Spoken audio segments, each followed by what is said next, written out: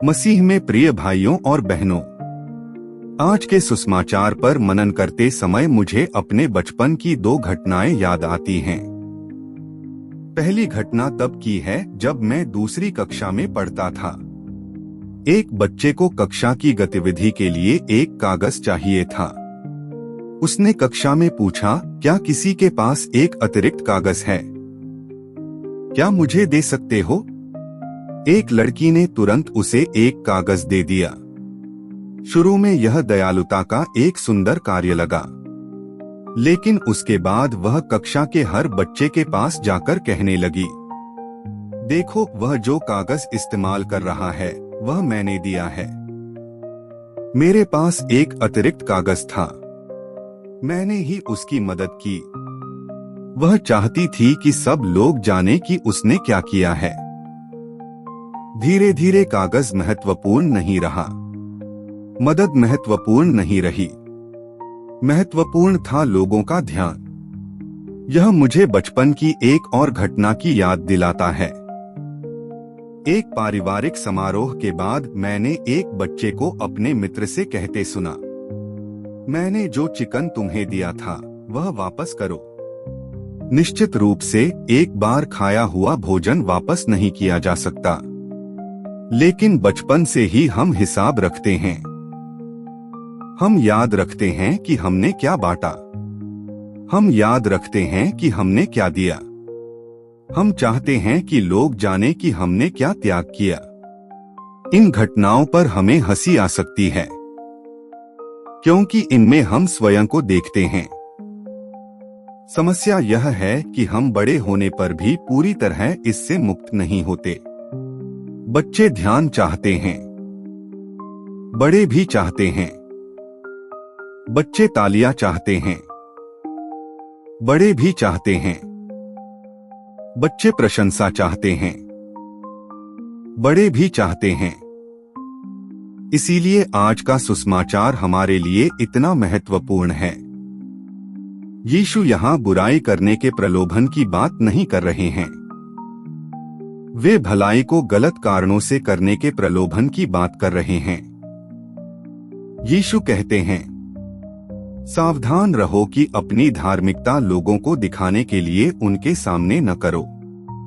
ध्यान दीजिए, यीशु दान की निंदा नहीं करते, वे प्रार्थना की निंदा नहीं करते, वे उपवास की निंदा नहीं करते।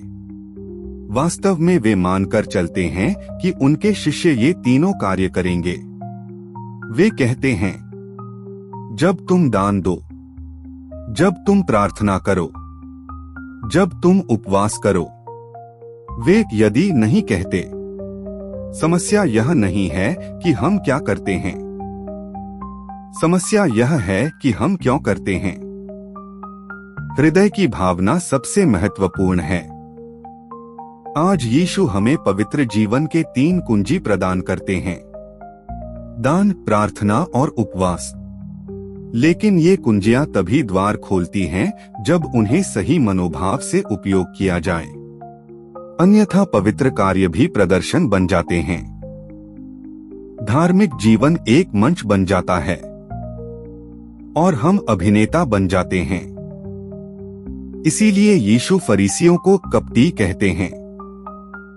यूनानी भाषा में इस शब्द का अर्थ है अभिनेता, एक ऐसा व्यक्ति जो मुखौटा पहनता है, जो लोगों के सामने अभिनय करता है।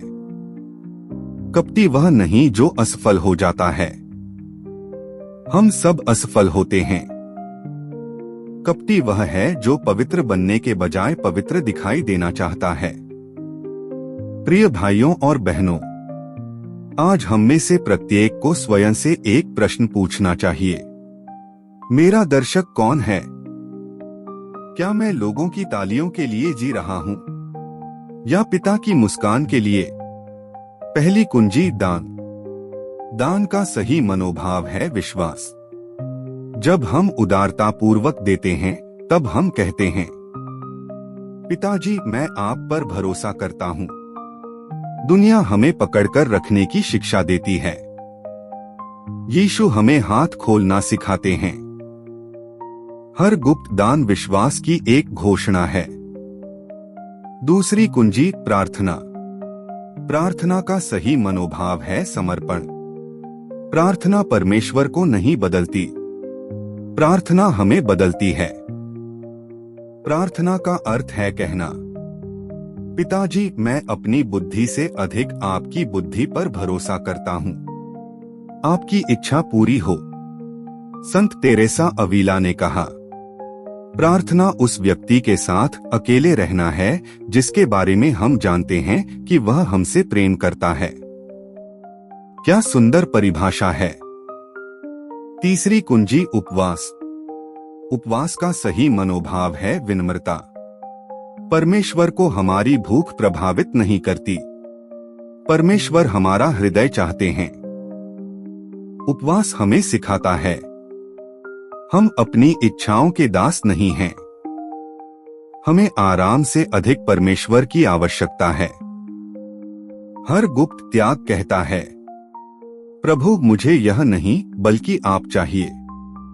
दान विश्वास सिखाता है, प्रार्थना समर्पण सिखाती है, उपवास विनम्रता सिखाता है, और ये तीनों हमें एक ही स्थान पर ले जाते हैं, पिता के पास। आज के सुसमाचार का सबसे महत्वपूर्ण वाक्य 3 बार दोहराया गया है। तुम्हारा पिता जो गुप्त में देखता है। यीशु यह नहीं कहते, तुम्हारा न्यायाधीश जो गुप्त में देखता है, या तुम्हारा निरीक्षक जो गुप्त में देखता है। वे कहते हैं, तुम्हारा पिता। कैथोलिक चर्च की शिक्षा कहती है, कोई भी पिता वैसे पिता नहीं है जैसे परमेश्वर पिता हैं। CCC 239। परमेश्वर हमारी गलतियां पकड़ने के लिए नहीं देखते, वे हमें प्रेम करते हैं इसलिए देखते हैं। वे हमें अपनी संतान मानते हैं इसलिए देखते हैं। प्रतिफल क्या है? यीशु बार बार कहते हैं, तुम्हारा पिता जो गुप्त में देखता है तुम्हें प्रतिफल देगा। वह प्रतिफल क्या है? बहुत लोग सोचते हैं सफलता, धन, स्वास्थ्य, भौतिक आशीषें, लेकिन संत कुछ और सिखाते हैं। संत ऑगस्टीन लिखते हैं, जब मैं आपसे पूरी तरह एक हो जाऊंगा तब मेरा जीवन पूर्ण हो जाएगा। प्रतिफल केवल वह नहीं जो परमेश्वर देते हैं, प्रतिफल स्वयं परमेश्वर हैं। प्रार्थना का प्रतिफल है परमेश्वर की उपस्थिति। उपवास का प्रतिफल है परमेश्वर की निकटता। दान का प्रतिफल है परमेश्वर की मित्रता। प्रिय भाइयों और बहनों, इसीलिए आज का सुसमाचार हमें स्वतंत्र करता है। हमें तालियों के पीछे भागने की आवश्यकता नहीं, हमें प्रशंसा के लिए संघर्ष करने की आवश्यकता नहीं, हमें अपनी भलाई का प्रचार करने की आवश्यकता नहीं। पिता देख रहे हैं, पिता जानते हैं, पिता प्रेम करते हैं। दुनिया पूछती है, मुझे किसने देखा? यीशु पूछते हैं, क्या तुम्हारे लिए केवल पिता पर्याप्त हैं? इस सप्ताह मैं आपको एक गुप्त प्रेमपूर्ण कार्य करने के लिए आमंत्रित करता हूँ। गुप्त रूप से दान दीजिए, शांति से प्रार्थना कीजिए, किसी को बताए बिना एक त्याग अर्पित कीजिए, बिना किसी प्रशंसा की अपेक्षा के किसी की सहायता कीजिए।